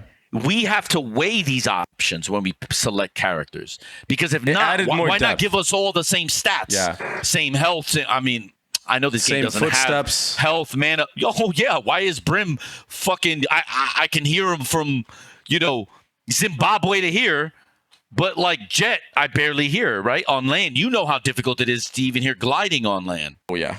So I understand the logic. That is not a pain point for me. I could respect it. I do think there's value in the difference because, yeah, I mean, it's never easy to get perfect balance. Yeah. But, yeah, sure. Like, to me, I don't think it's fair that a neon stun is the same as a breach stun, for instance. I think that's a nerf to breach. Why? Neon speed is almost instant. Yeah. But did you see what they did in Neon's fucking sprint, dude? Yeah. That is I was only bad. bringing up the stun thing. 1 minute, bro. 1 minute to recharge. Dude, that character is dead.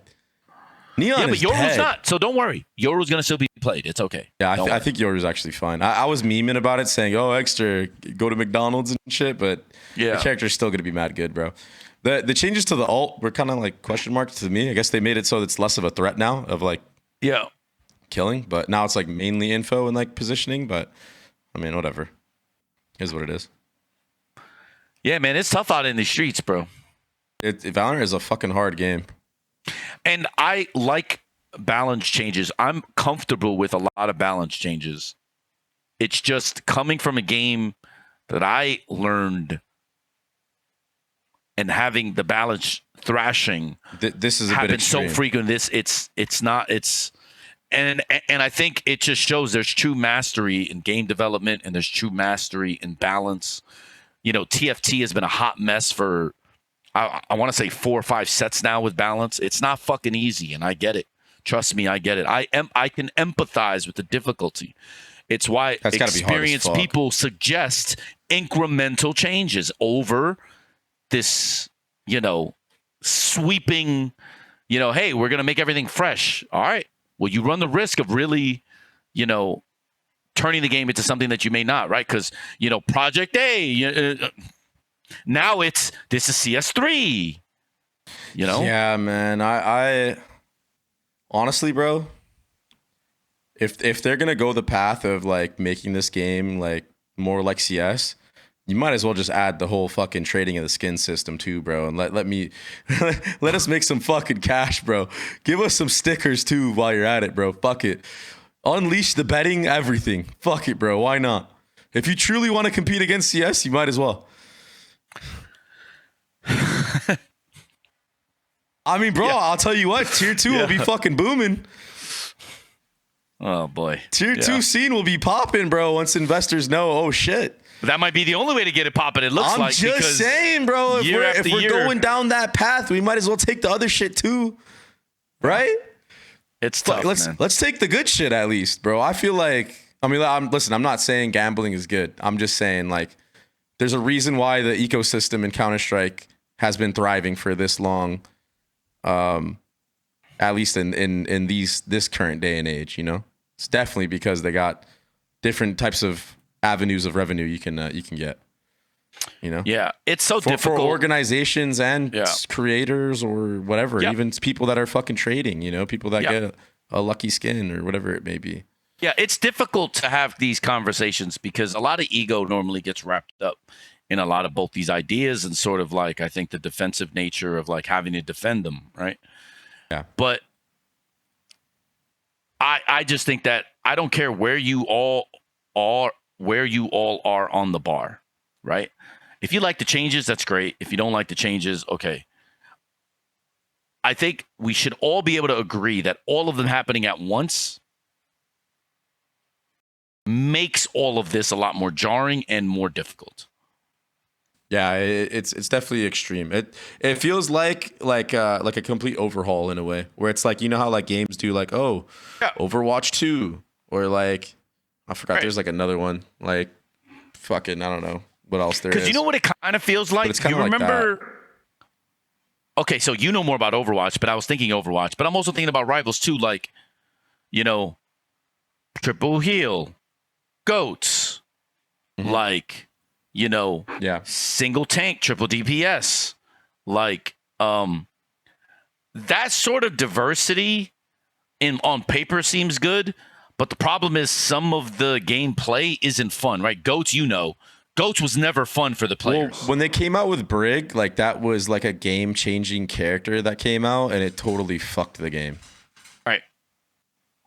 But I mean, hopefully. Right. Hopefully, and now you're touching on where I was going with this. But hopefully it's not that way. Yeah. Like the reason why it was so ass, actually it was fun at first and it was fine. The reason why it ended up becoming so ass was because they didn't change it for a whole year. Right. So hopefully, like, you learn from that, and at least like if this shit is too out of hand, like I think Riot will understand, okay, maybe we did too much here, and at least we can change it again. But and even if, look at my clip, I didn't use it for the whole round. I was smart about it, right? Like, or I know, yeah. And not even sorry, Scooby. But like, you get my point, is like, you just hit one button. You counter everything. And the game doesn't affect you anymore. Yeah. I mean, the Veto character is going to get nerfed for sure, bro. There's no way they keep it like that. There's absolutely no way. Like, if anything, what will happen is they'll make the ult last for a certain duration. Right. Kind of like Jet Dash or whatever the fuck it is. Like, sure. And like, or like KO ult. Right. But then how is this not passing QA is my next and final question. I don't know. I can't answer that for you, bro. Because this is back agents that were kind of fucked. Because you even know Vice was also OP as shit. People weren't even using her correctly. So, man, talk to me about, first off, 0 qualifying for champs. How exhilarating was that? Shit was dope as fuck. Right? Because at the time, you weren't sure you were not going to play. It was still up in the air. There was a world where, like, maybe I would have had to play. Like, you just don't know. Like, we didn't know. Because, honestly, Leaf was supposed to play in that Furia game where I got an ace. And then literally the night before, or like 2 nights before, I find out, yo, you're actually playing. And I was like, it was like a Sunday game. So I was like, holy fuck, we're lucky as shit. I was about to go out. I thought this guy was good. He was playing scrims all week. You know what I mean? And out of nowhere, he was like, he just got sick again. I was like, oh, fuck. What is going on? So grateful I didn't go out. Like, I just knew. I just like knew I was ready. Okay, so what was the flight like? Was it an easy flight to handle, or did you not dude, enjoy it? everything after Saudi is fucking easy, bro. Okay, cool. So you get to Champs. What was the hotel like? Was it nice? From what I've heard. Oh, you didn't stay at the player hotel? I was at the player hotel, but from what I've heard, this wasn't the nicest hotel we've gone. All right, so, bro, first of all, the first venue didn't have AC, so our first match, everyone was fucking hot as fuck, right? We didn't know. It was our first match there. Yo, also, real shit, our fucking headsets, because I was in the coach booth the first day, our headsets after map 1, we couldn't even talk to each other. We couldn't hear each other. Oh, shit. Yeah, it was fucked. But we had everything fixed for the second, third. Everything after that was fine. Like, we got the player shorts and shit. I don't know if anybody realized that they were in pants the first day, then they wore shorts for every single other match. We weren't allowed to wear shorts in Pacific, so that's kind of. But I think they understood. It was like, bro, like there's no AC in this venue. Like, we have to. Like, everyone was complaining about it, you know? Yeah. Other than that, though, like the actual main event, bro, was sick as fuck, man. That crowd was insane. Like, dead ass, like that was top crowds. I believe that was Carmine Corp's place, right? Or was that the place with no AC? That was the place with no AC. Unlucky Carmine Corp. Get your shit together. Yeah. It had no AC. It started getting like they started getting AC units in there as like after the first day. It was just the first day, honestly. The first day was just rough. How do you not have anyways? I don't care. That's fine. I don't know. First day was rough. It was actually a lot in like Europe. I feel like they just don't actually have that many AC units. But they ended up getting it, so everything was fine after that first match. But like, yeah, that was a rough like getting adjusted to period of time. And then I think what I learned from being at that event was like you got to study these international teams way more than what you think. You know, like you got to study them down to a T, whoever it is. Because honestly, if you think about it, like even if you're watching like T1's VOD or maybe a Talon VOD or whatever, or like teams that have similar comps at least, it's more times than likely, especially since they're from the same region, that they're probably copying from each other in some aspects. So even if you like are watching a fucking Talon VOD, I don't know, let's say there's another team that runs double senti. Yeah, let me just act like DRX plays double senti and just use them as an example. There might be a world in which I watch this fucking Talon VOD and wait, I'm noticing in game that these guys are running a Talon setup. You know what I mean? Of course. Like, yeah. So like that's the way I was thinking. I was like, if I'm ever a player or like, let's say I'm helping out again, I'm going to be paying attention to more shit like that. I'm going to be watching way more VODs individually. But to your point, the reason why RRQ for me is no problem is because a lot of their shit they copied from Fnatic, and I know See, there you go. I can see it. I automatically know. That's why, like, the game plan I had. By the way, NRG bullied Fnatic with the game plan I wanted for RRQ. But anyways, the point I'm making is that's why some of these game plans are the way they are, because you start noticing, wait a minute, it's the same beats, same things. Yeah. I mean, and you see it on tape, and you're like, wait a minute, I've seen this before. And then you find it, and you're like, oh, perfect. Yeah. It makes sense though, right? Because it's like, of course, you're practicing against these teams. I mean, I don't know, like you know what I mean. Like people see exactly shit, they steal it, et cetera, et cetera. So other than that, like the finals, like everything, like that arena was fucking electric, bro. So many fucking people. That comeback that was happening was ridiculous. And then I come back home. Oh no! Whoa! Relax, there, Tiger. So, after groups, what was it like? What was it like in the locker room, like in the practice room? Bro, every single match that they went into, like G2, the boys that went into, they were extremely confident. Like I mean, of course they should. I can't sit here and say like even what was the practice environment? Why even in between? Is it loose? Is it tight? Are they like locked in? Or are they just so confident that they're just like they were pretty fucking locked in, bro. They were pretty locked in. I mean, like I said, like everyone was feeling really good before every single match. Yeah. But it's like in the actual matches where like you started to see some breakdowns. Talk to me about the PRX loss. What the fuck happened after that? Honestly, everybody was coping because we all knew we should have won that. And our main cope was Man, that was the best match of the tournament. You know what I mean? Yeah. It was though. It was. It actually. But low-key we it fucking was. love. But on the inside, you already know we're all like, "Fuck, bro." Like you never want to be that team that's on the losing side of that was the best match of the tournament. You know what I'm saying? I know, for sure. Like that's just not like. Because like now, even if you think about it, and people are like, "Yo, the best match of the tournament," everyone's gonna think, "Oh, PRX was fucking awesome. They won that shit." You know, Right. like that's that. No one cares about the loser ever, right? Yeah. No one cares about the loser ever, especially like because we knew, like even you said, it should have been a 2-0. I think we all felt that, and we were like, "Oh fuck," but like it kind of like it's just kind of like a shit happens moment. Like no one got tilted this event, you know, at all. So you know. That was good. At least like the spirits were high the entire way through. The DRX one, bro, I didn't get to hear the comms, but I noticed you weren't in there, and I was confused by that. What the fuck happened? Why were you not in the booth? So traditionally, Peter Shaq, at internationals, he was in there, and after the first match, I could already tell. I was like, you know what? Like maybe we should just go back to that default. You know, I'm not gonna sit here and like try to like impose myself into this coach booth, you know. I wanted everyone to be comfortable, like and that's fine, like whatever it needs to be, whatever like the entire team thinks, or like management or coaching staff as well thinks is going to be the best, like it should be that. Okay. You know, so I'm not gonna be like, I wasn't tripping about it at all, you know what I mean? Obviously fucking sucks that it was a loss and I was in there, but it is what it is. Couldn't even talk to fucking Josh for the entire second map, unlucky. but yeah. Well, the vibes are good this whole event, bro. Like even going into that DRX, man, like everyone was staying up late, like prepping and shit. I just think that when you get in the server, I mean, I can't say this would happen to me, but sometimes you're in the server and like these are supposed to be the best teams in the world. So yeah, like everyone gets paid on right? any given Sunday, you know? Yeah. Just takes 1 or 2 rounds. That's why I weigh Skuba's MVP so heavily, because those rounds matter. Those are the ones that you pay the $1 million for when you're paying for a program. Yeah.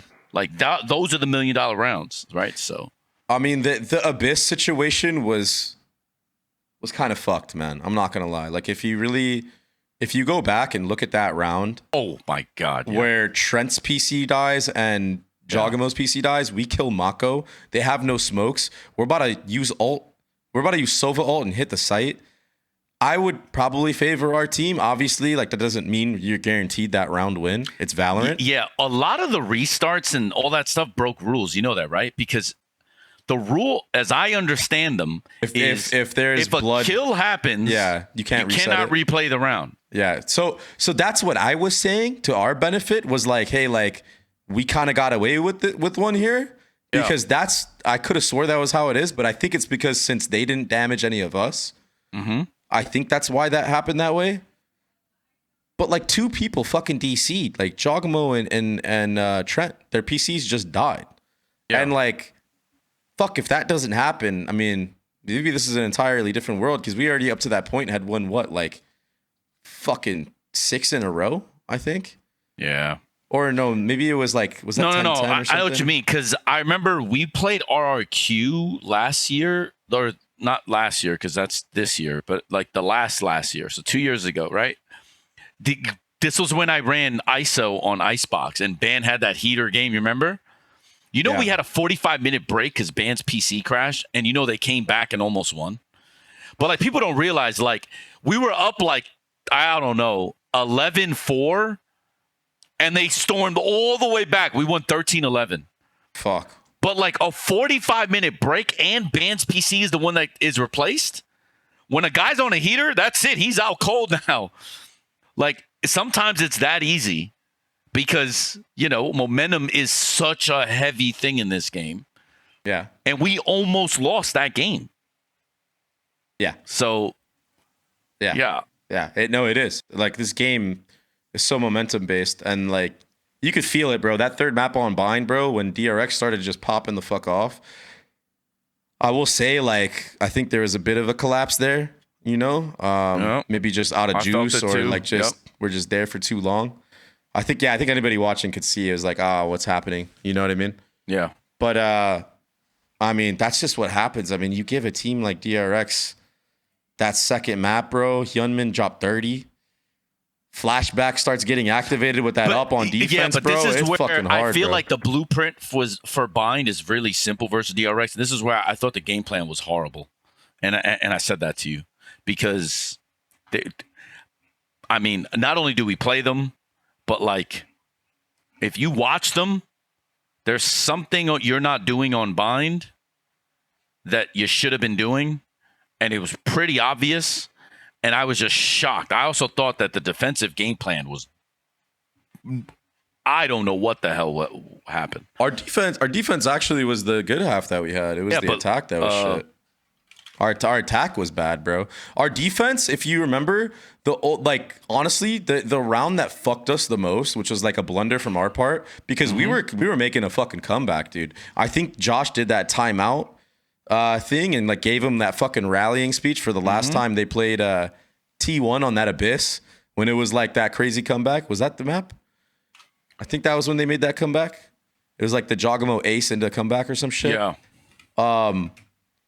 There was a round on Bind where we knew they were gonna exec B. We had like 4 fucking people there, and we stuffed them because we tail missiled both chokes, I think.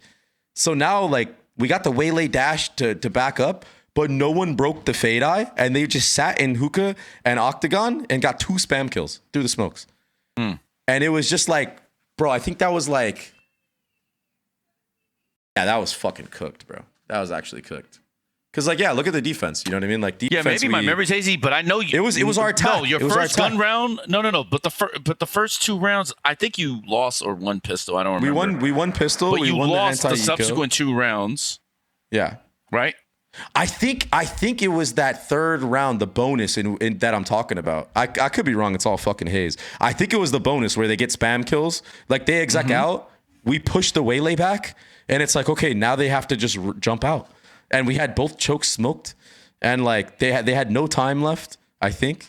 And then they just kill 2 people with spam, and it's like, I might be thinking of a different map then. We didn't break the fucking thing. Yeah, I might be thinking of a different map then. Yeah, but tough. But yeah, I was surprised about the Bind. But you know, it is what it is. I mean, getting 10-2'd on fucking Bind that's fucking rough.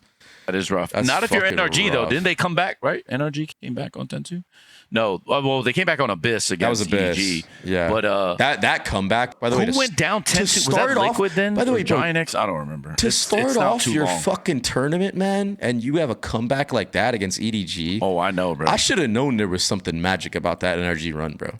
Like from that moment onward, I should have known. The Karo DRX steal was insane, and it was back-to-back 4Ks, bro. Look that shit up. That shit was crazy. There's actually so many fucking crazy stories, bro. Yeah. From this event. But yeah, I mean, like that's just how it went, bro. Like everyone was sad as fuck after that loss, bro. And I just like I saw how sad they were, and I was just like, bro, like I gotta fucking lift the vibes here or something, man. Cause it was just like, I was like, bro, listen, like, you know, you're in that fucking locker room, like you just lost and everything, bro. I had to like tell them, I'm like, yo, you gotta remember how the whole season went. You know what I mean? So I did this little speech right here that I posted. You can play it in post if you want, Steve.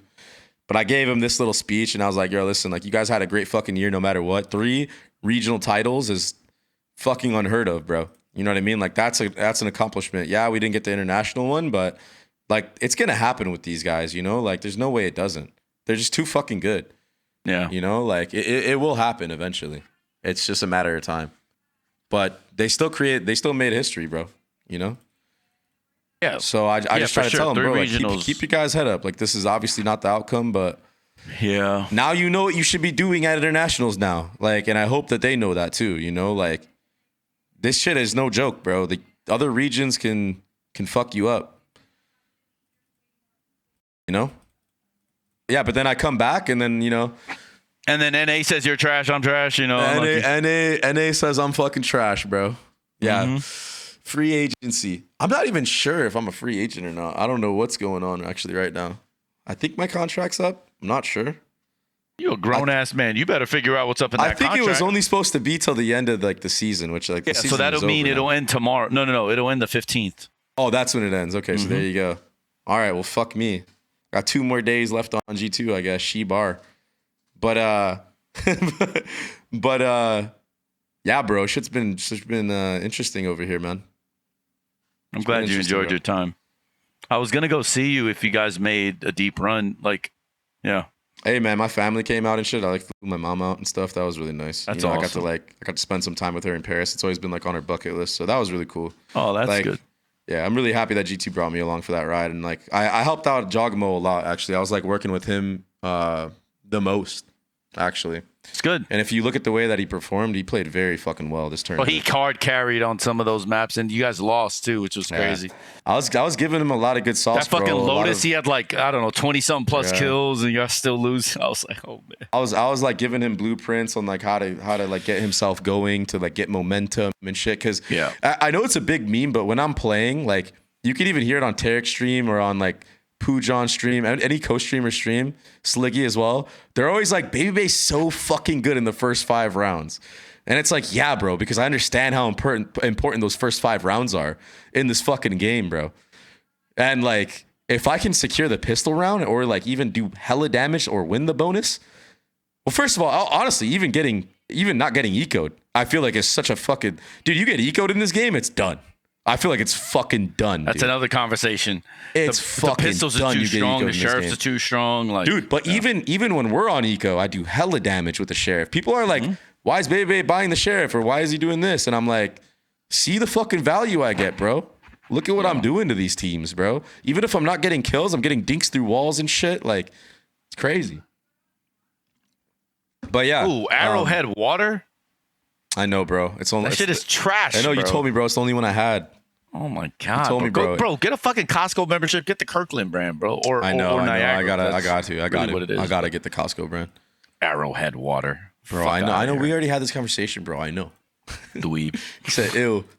Yeah. But yeah, I come back to NA and everyone has a roster already. And some of them are insane. It's just, it is what it is, man. Like, I don't know. Hey, bro. Listen, I didn't prove myself enough. Yeah. I just Me neither. I can't come back home. I'm in the hardest region, outperforming my contract by leaps and bounds. But in NA, I'm still not good enough, yo. It's crazy. I will say crazy though, work, bro. I will say though, there is a couple teams that have reached out, which is cool. Mm-hmm. But like the ones where it's so fucking obvious that they need a player like me, the fact that I know that they haven't reached out and they know who they are is just fucking crazy. The problem is they probably don't know who they are. Oh, maybe that's what it is. They have this running it, They have this. Just drooling. That's what they have running it. It's crazy. Yeah. That's the crazy part to me. No, it is insane. But you know what, bro? Like, what are you gonna do, bro? Even so, though, like, it'd be like that, though. Yeah, even if they did, though, I still don't even know if what I would want to do. So it's like, even if that was the case, like, I don't know. That's why, like, I'm still like, I just casted fucking GC. I did analyst work for GC NA. You know what I mean? Like, the cool thing about my position is, you could always go back to being a talent in NA if it's still available to you. I don't know if it would be, given the fact that you ditched them.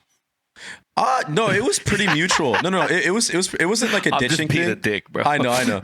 No, it was pretty mutual because they understood like this story is so fucking sick that when I do come back, holy fuck, it's gonna be epic, bro. Imagine me casting these teams that I fucking beat, bro. Imagine them seeing me in the fucking hallways and I'm just, hi. Hi, you remember that 25 bomb? Remember when I was the #1 player in stage 2 playoffs? Yeah. Babybay remembers. I remember when you didn't get signed by an NA team? Hector remembered. I'll always remember, bro. It's happening again. That's tough, bro. Life is hard, bro. Yeah, dude. You know what's so fucked, though? If I wasn't 30, this shit would be like, it would just be in the bag, bro. But people look at me and they're like, oh, you're 30. And it's like, dude, I'm fucking 30. How did I have the best stats? How? I'm not even a stats guy. I've never been a stats player, even when I was on FaZe. That's the crazy thing. I was always for the team the whole time. I still was. And I had the best stats again. I did it again, bro.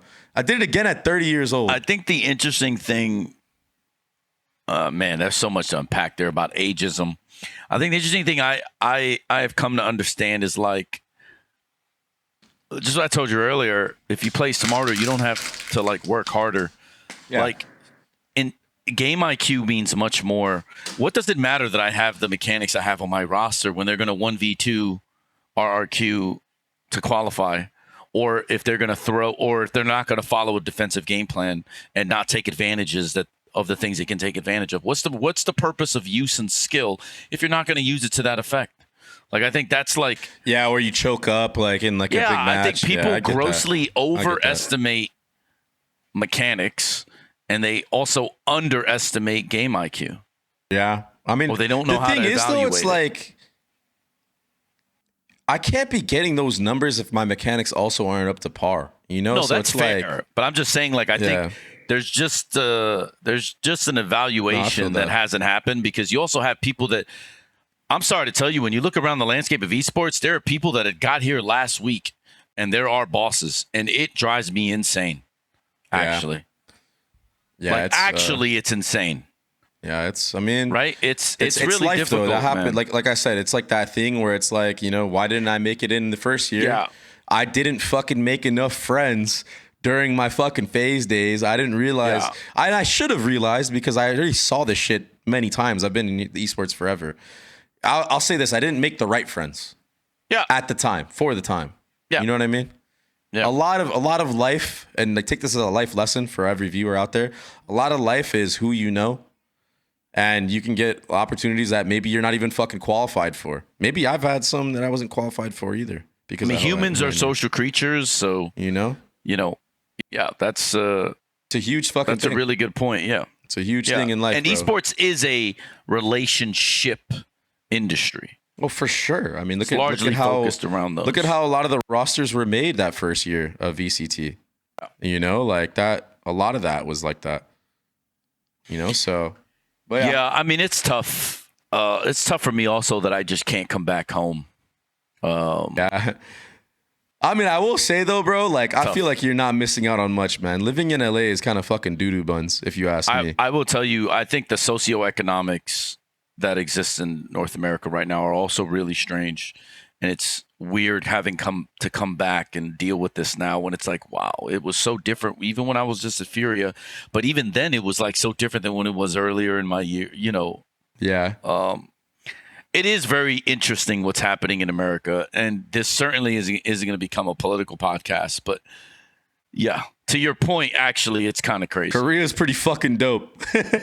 Korea's fucking dope. Korea's pretty fucking cool, man. Like, fuck. But my whole family situation, you know, I know. There's stuff. There's other things. Look, I will say Korea's one amazing. thing. I will say one thing. Like, if I'm not gonna live in LA, I think I'm 100% moving to Puerto Rico. So like obviously you're Puerto Rican. Respect. When I went to Puerto Rico, I was like, this place is fucking amazing, man. It is. Like, it is an amazing place. Literally amazing, bro. Like, I could see myself living there. Yeah, same. But yeah. Yep. All right. So it's a wrap. I think that's it, yo. Thank you guys for watching SpikeTalk episode 46. We gave you some life advice, our opinions on a lot of the shit. And yeah, we're gonna try to get some guests on in the future ones. Try to get some consistency see y'all in back. 2 more months, I guess. I don't know. See you guys in 2 months, bro. You got to figure out when Babybay's available. Unlucky. Hey, busy man, bro. Busy man ting, bro. I got all these trials. You know what I mean? Yeah. Huh? Yeah, man. Yeah, man. You better learn Chinese. Ni hao, bitches. Well, we lost him. Better learn Chinese. Peace the fuck out. Peace.